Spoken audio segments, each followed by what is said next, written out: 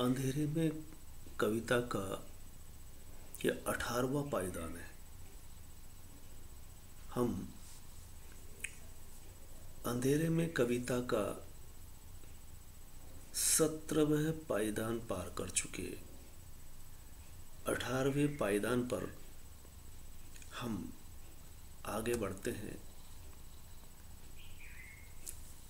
आप इस कविता को सुनते हुए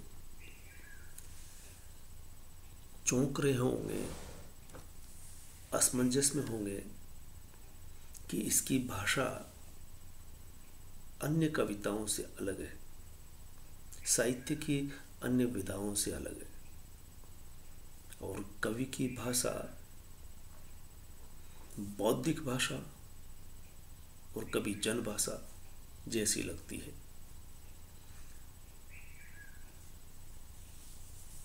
अंधेरे में की भाषा को हम जन भाषा और बौद्धिक भाषा कहते हैं और भाषा जब भाव के अनुरूप हो और भाव भाषा के अनुरूप हो, ये कवि की उपलब्धि होती है और ये विशेषता इस कविता में पाई जाती है। हम आगे बढ़ते हैं। हम यहाँ थे, हृदय को देता है बिजली के झटके, अरे उसके चेहरे पर खिलती है सुबह। हम यहाँ थे जब वाचक को वो नायक दिखाई पड़ता है, जब वो दिखाई पड़ता है तो देख करके उसको कैसी अनुभूति होती है। वाचक को ऐसा लगता है कि उसके आने से ऐसा लगता है जैसे बिजली के झटके लग रहे हो, सीधे हृदय पर चोट करता है। अरे ये संबोधन है, अरे उसके चेहरे पर खिलती है सुबह। वो गहराई से बताता है कि कैसा है वो।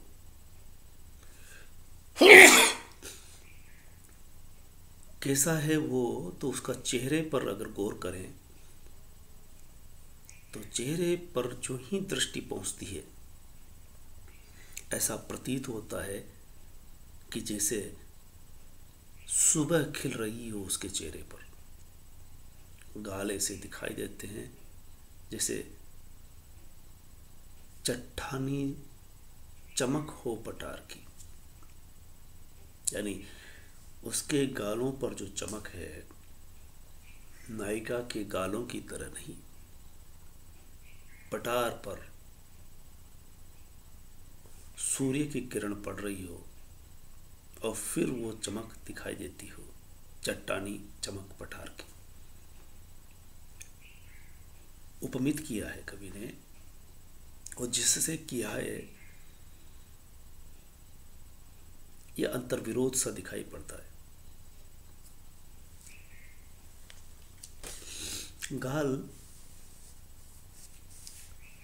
नायिका के हुआ करते हैं, जिसको नायक देखता है अभिभूत होता है। यहाँ नायक में दिखाई पड़ रही है और उसमें मासूमियत नहीं, कठोरता है। फिर आंखों को देखिए, आंखों में किरनीली शांति की लहरें। उनकी आंखों पर जब दृष्टि जाती है तो ऐसा लगता है जैसे शांति की किरणें फैल रही हो, समा रही हो दिल में। इस तरह का है वो नायक जो जब दिखाई पड़ता है तो ऐसी ऐसी अनुभूतियाँ होती है। वो दिखाना चाहता है, कहना चाहता है कि उसे देख प्यार उमड़ता है अनायास। उसे जब भी देखता हूँ तो अनायास मन में प्रेम की धारा बह पड़ती है, उमड़ आता है और बरबस ही मुझे लगता है कि दरवाज़ा खोल दूँ और उसे अपनी बाहों में कस लूँ। ये सब वो सोचता है। लेकिन वो कह रहा है कि बाहों में कस लूं, हृदय में रख लूं, घुल जाऊं, मिल जाऊं, लिपट कर उससे।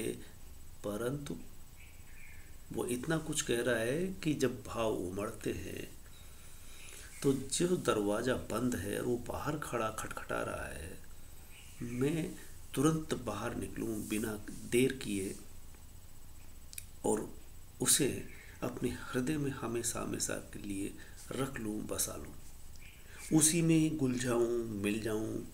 कैसे? लिपट कर उससे कस लूं। लेकिन तभी उसे शंका होती है और ऐसी अनुभूति होती है कि वो तो वहाँ नहीं, और उसकी ऐसा प्रतीत होता है कि जैसे भयानक गड्ढे में गिरा दिया गया है और वो अंधेरे में पड़ा हुआ है। उसे बार बार ये शंका कचोटती है, दबाए हुए है।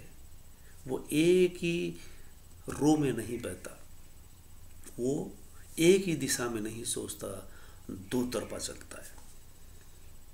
जैसे घोड़ा आगे चलता है तो कुछ कदम पीछे भी चलता हो, फिर जब पीछे चलता है तब उसकी सोच कैसी होती है, और क्षत विक्षत में पड़ा हुआ हूँ, शक्ति ही नहीं है कि उठ सकूं जरा भी, इसलिए टालता हूँ उस मेरे प्रिय को, कतराता रहता। वो कहता है कि मैं उससे मिलना चाहता हूँ, देखना चाहता हूँ, घुलना मिलना चाहता हूँ, लेकिन मैं उससे कतराता भी हूँ। कारण है उसके दिल में, मन में शंका है उसके प्रति, उसके मन में शंका है। क्यों है शंका?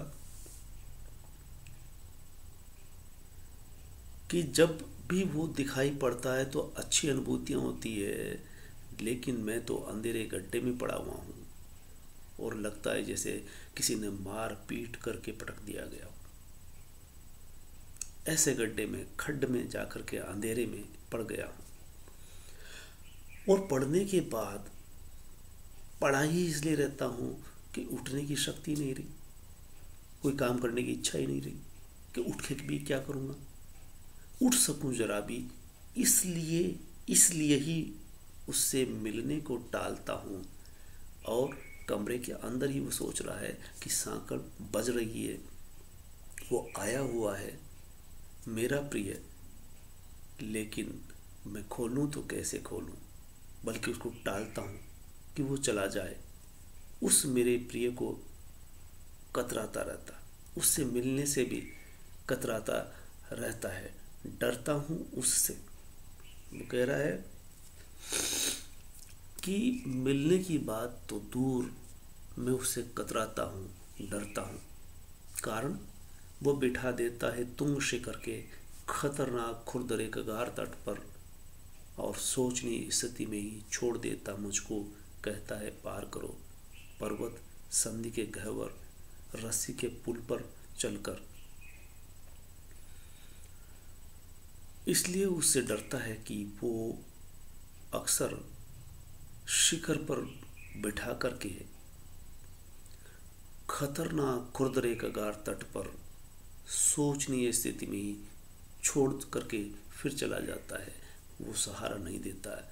उस वक़्त वो कहता है कि स्वयं इन पहाड़ों को पार करो,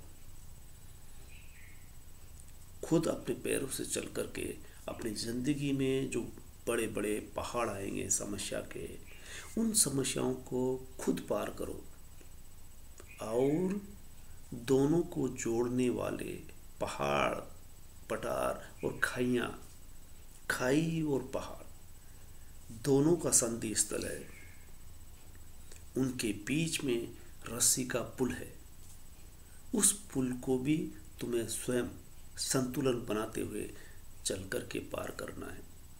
इसलिए डरता है उससे कि इतनी विकट स्थिति में छोड़ देता है वो, जहाँ पर अपने जान पर आ पड़ती है कि ऊंचे ऊंचे पहाड़ भी पार करना है तो स्वयं को, खाइयों से गुजरना है तो स्वयं को, और